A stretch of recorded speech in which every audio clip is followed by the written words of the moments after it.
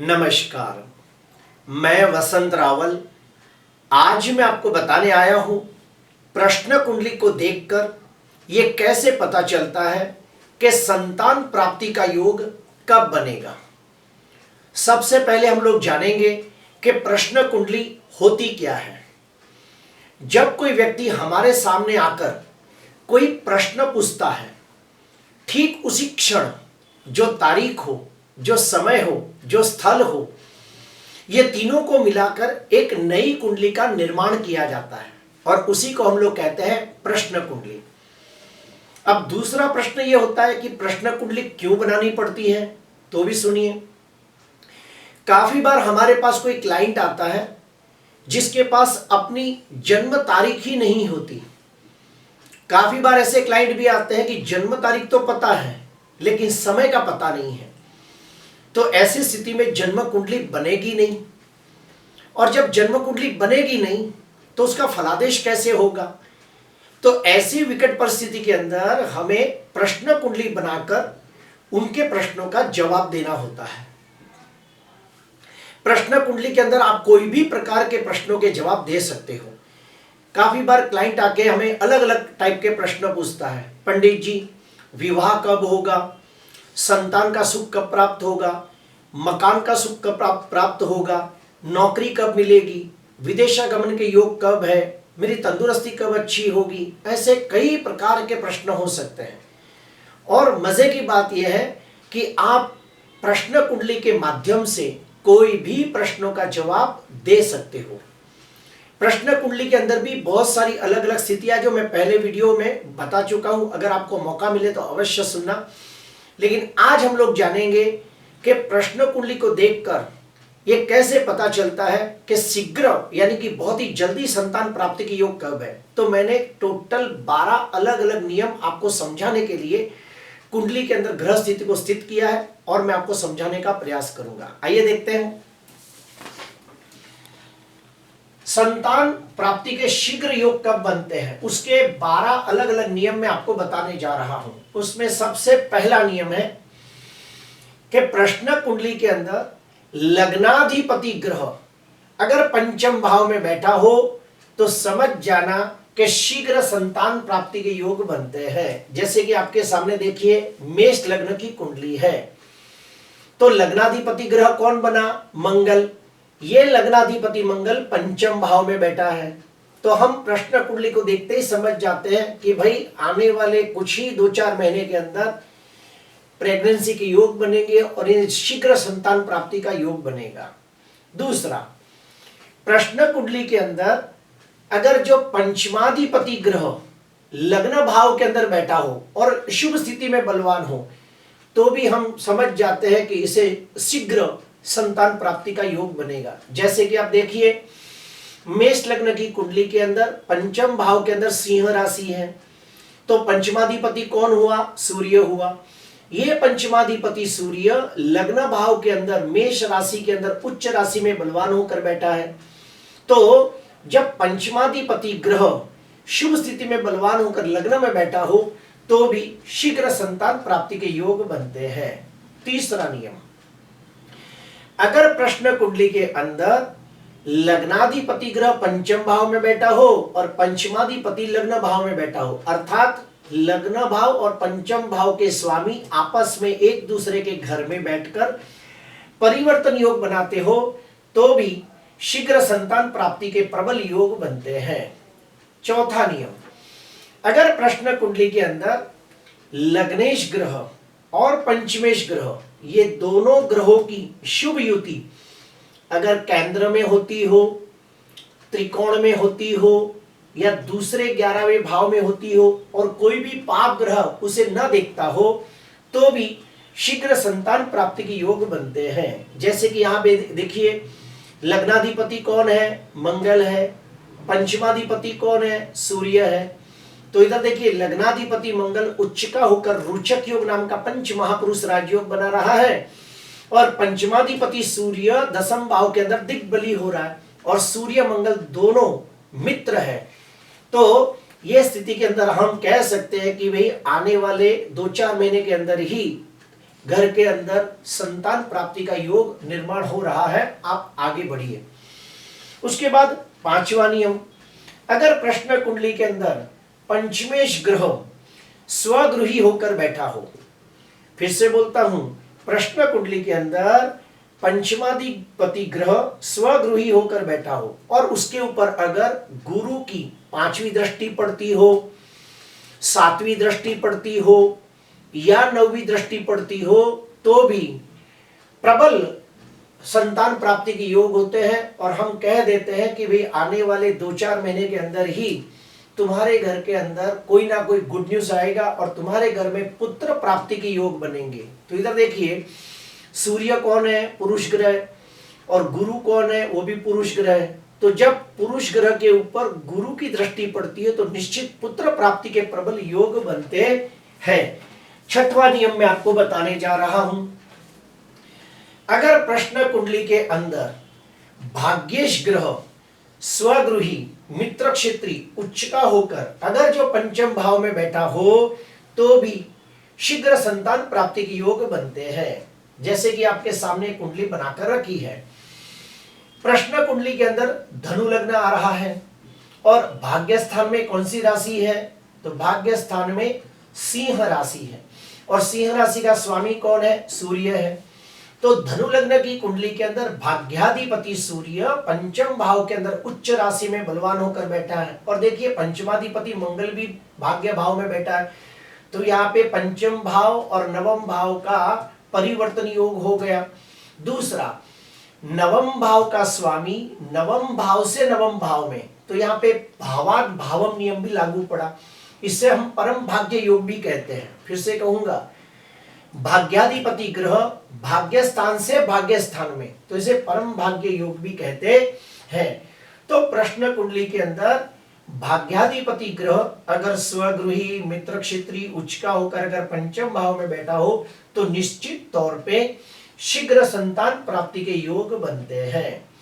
उसके बाद आगे बढ़ते हैं, सातवां नियम प्रश्न कुंडली के अंदर अगर पंचम भाव के ऊपर गुरु की 5वीं 7वीं या 9वीं दृष्टि पड़ती हो और अगर पंचमेश ग्रह केंद्र या त्रिकोण में बैठा हो तो भी शीघ्र संतान प्राप्ति के योग बनते हैं। इधर देखिए, मैं आपको बताना चाहूंगा कि जैसे मान लो कि ये तो पंचम भाव है, तो पंचम भाव का स्वामी मंगल कहाँ पे है? भाग्य भाव में बैठा है, तो अच्छी बात है। और उसके ऊपर देखो पंचम भाव के ऊपर गुरु की दृष्टि पड़ रही है, 5वीं दृष्टि गुरु की पड़ रही है, यहाँ पे 7वीं दृष्टि पड़ रही है। अगर गुरु यहाँ होता तो 9वीं दृष्टि पड़ती। तो नियम यह है कि प्रश्न कुंडली के अंदर अगर पंचमाधिपति ग्रह केंद्र में, त्रिकोण में या फिर दूसरे 11वें भाव में शुभ स्थिति में बैठा हो और अगर गुरु की 5वीं 7वीं या 9वीं दृष्टि पंचम भाव पर पड़ती हो तो भी शीघ्र संतान प्राप्ति के योग बनते हैं। अभी हम लोग और डीप में जाएंगे कि प्रश्न कुंडली के अंदर अगर पंचम भाव शुभ कर्तरी योग में हो और अगर जो पंचमाधिपति ग्रह केंद्र में, त्रिकोण में या फिर दूसरे 11वें भाव में शुभ स्थिति में हो तो भी शीघ्र संतान प्राप्ति के योग बनते हैं। जैसे कि आप इधर देखिए कि मीन लग्न की कुंडली है, पंचम भाव के अंदर कर्क राशि आती है और चौथे भाव के अंदर गुरु है, 6वें भाव के अंदर शुक्र है।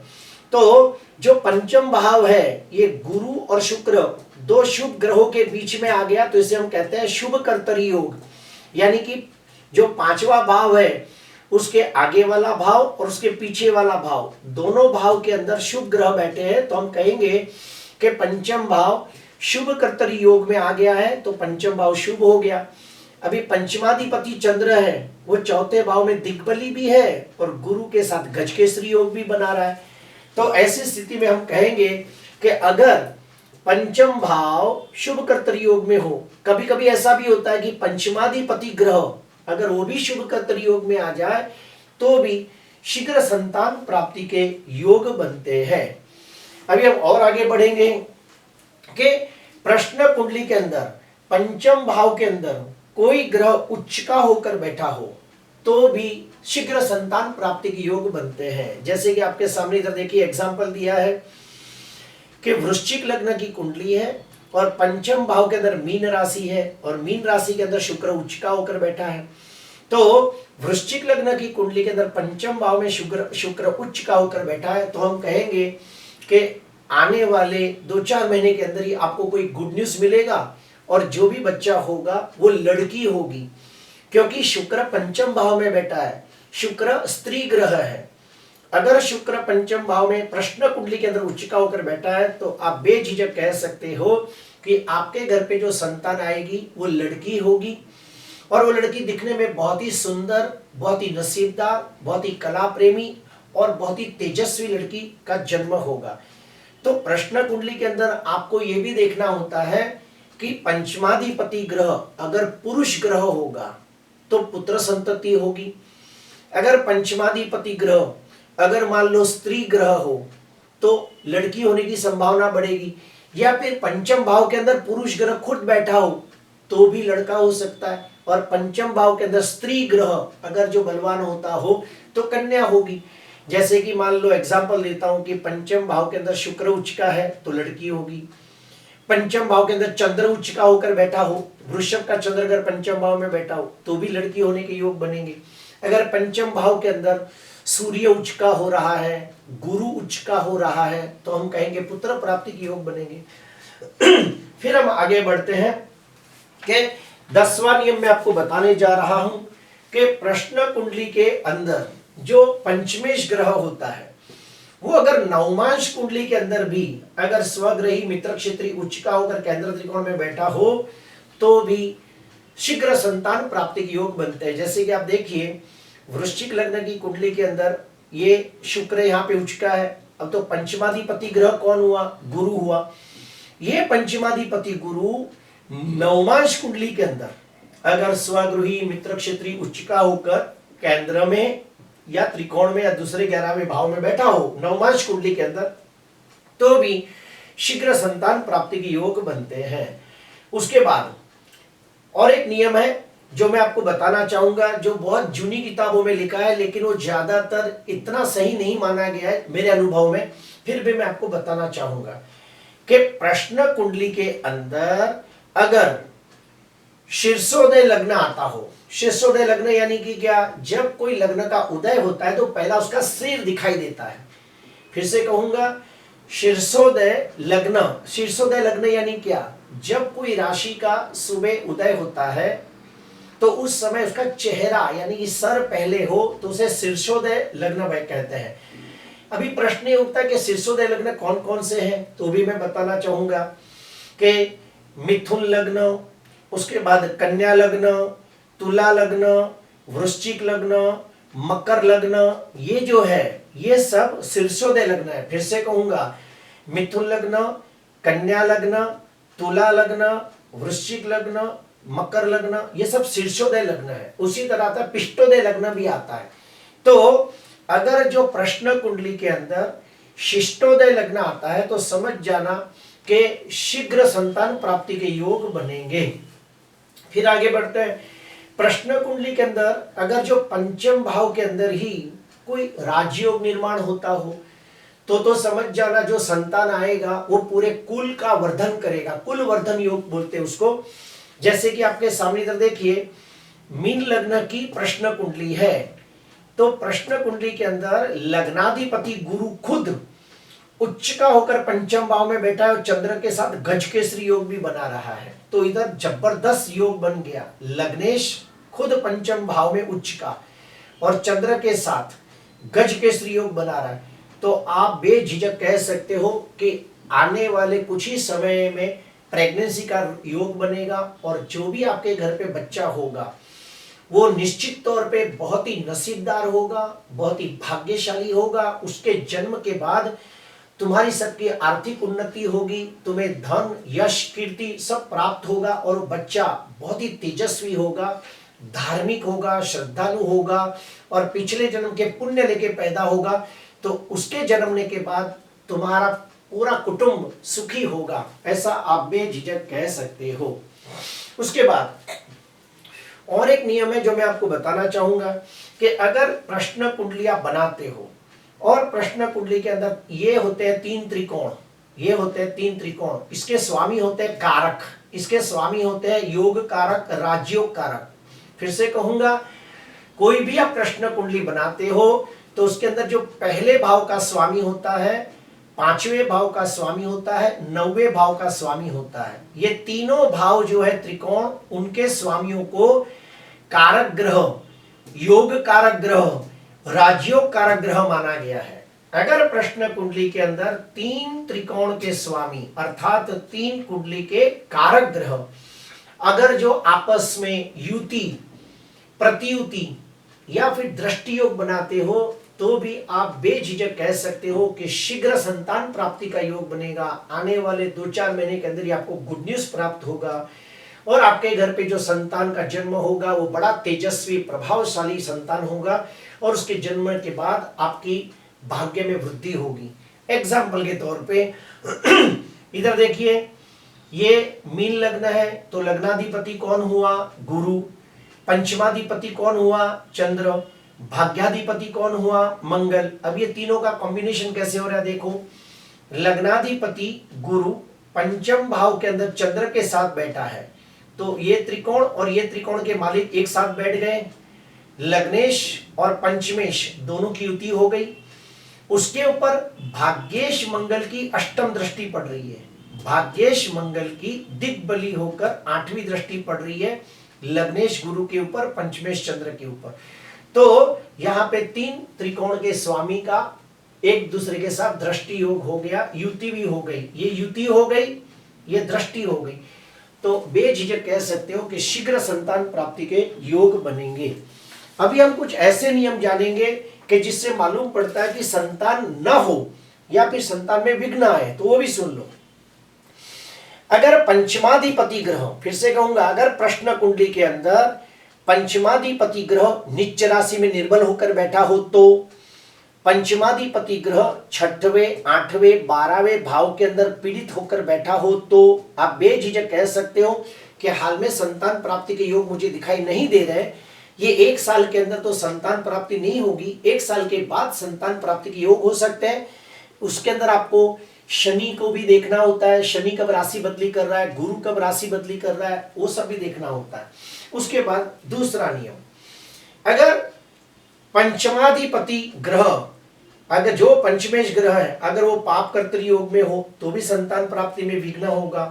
प्रश्न कुंडली के अंदर पंचम भाव के अंदर कोई खराब योग बनता हो, जैसे कि इधर देखो, अगर मान लो 5वें भाव के अंदर ही, हाँ ये खाली मैंने आपको दिखाने के लिए रखा है, लेकिन अगर पंचम भाव के अंदर सूर्य ग्रहण, चंद्र ग्रहण, अंगारक योग, जड़त्व योग, गुरु चंडाल योग, श्रापित योग जैसे कोई भी खराब योग पंचम भाव में होते हो तो भी आप बेझिझक कह सकते हो कि आने वाले 1 साल तक कोई संतान प्राप्ति के योग नहीं दिख रहे। हाँ, अगर गुरु कुछ समय के बाद राशि चेंज करता हो और वो गुरु की दृष्टि अगर पंचम भाव पर पड़ती हो तो आप उतना समय के बाद कह सकते हो कि भाई 6 महीने के बाद गुरु की दृष्टि पंचम भाव पर पड़ रही है, तो आप 6 महीने के बाद आपको संतान प्राप्ति के योग शुरू हो रहे हैं। उसके बाद संतान प्राप्ति के योग के अंदर और कुछ बातें होती है, जैसे कि प्रश्न कुंडली के अंदर आपको गुरु को गोचर स्थिति में भी देखना होता है, यानी कि गोचर का गुरु कहाँ पे है और कब पंचम भाव पे दृष्टि कर रहा है, कब लग्न भाव पे दृष्टि कर रहा है, कब चंद्र पे दृष्टि कर रहा है, वो सब देखना होता है। अगर प्रश्न कुंडली के अंदर गुरु की 5वीं दृष्टि लग्न भाव पर पड़ती हो, ध्यान से सुनना, अगर मान लो कि प्रश्न कुंडली के अंदर गुरु की 5वीं दृष्टि, 7वीं दृष्टि, 9वीं दृष्टि पंचम भाव पर पड़ती हो, चंद्र पे पड़ती हो, लग्न पे पड़ती हो, तो संतान प्राप्ति के प्रबल योग बनते हैं। और जब 3 त्रिकोण के स्वामी यानी कि 3 कारक ग्रहों की अगर महादशा, ध्यान से सुनना, 3 कारक ग्रह कुंडली के अगर उसमें उनकी महादशा, अंतरदशा, प्रत्युंतर दशा भी जो ज्वाइंट होती हो तो भी संतान प्राप्ति के शीघ्र योग बनते हैं। प्रिय दर्शकों, आज के लिए बस इतना ही। आपको अच्छा लगा तो जरूर लाइक करना, सब्सक्राइब करना। नमस्कार।